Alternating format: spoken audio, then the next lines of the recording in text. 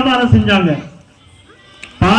பால் வியாபாரம். அதற்கு உமர் இரவோடு இரவாக வலம் வந்தாங்க.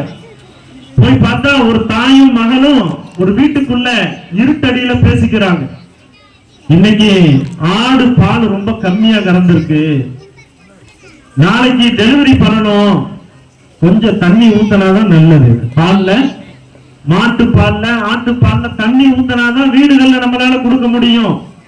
தாய் சொல்றா, மகன் சொல்லிச்சு, உமருடைய ஆட்சி காலத்துல பால்ல தண்ணி கலக்க கூடாதுன்னு சட்டம் இருக்கு, உனக்கு தெரியாதா? அதெல்லாம் தெரியும். உமர் என்ன பாத்துக்கிட்டா இருக்கிறாரு. அந்த அம்மா என்ன சொல்லிச்சு பாருங்க, பிள்ளைகள்கிட்ட சில சமயம் அல்லாவுடைய பயம் வந்தாலும் தாய்மார்கள் சில சமயத்துல தட்டி விட்டுரும். யாரும் கோபிச்சுக்க கூடாது, சும்மா தமாசா சொல்றேன்.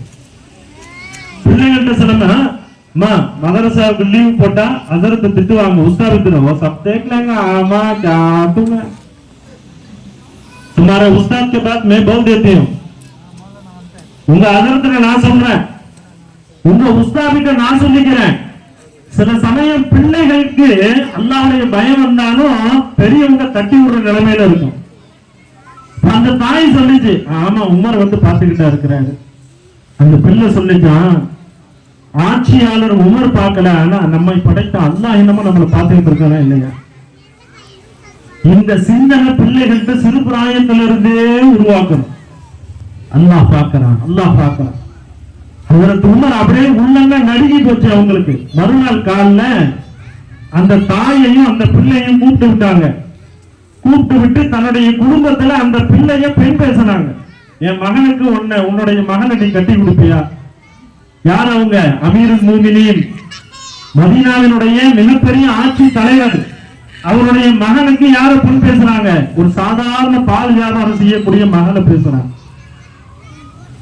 நிக்கான முடிஞ்சு தன்னுடைய மருமகன்கிட்ட கூப்பிட்டு சொன்னாங்க, ஒவ்வொரு நாளும் ஃபஜர் தொழுகை தொழு வைக்கிறதுக்காக நான் வீட்டை விட்டு வெளியே போவேன்.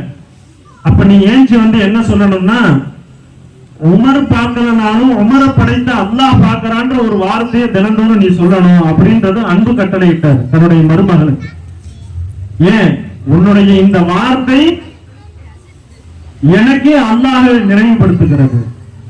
அப்படிப்பட்ட குழந்தைகளை உருவாக்குவதற்காகத்தான் இந்த மக்தப் மதரசாவினுடைய அடித்தளம்.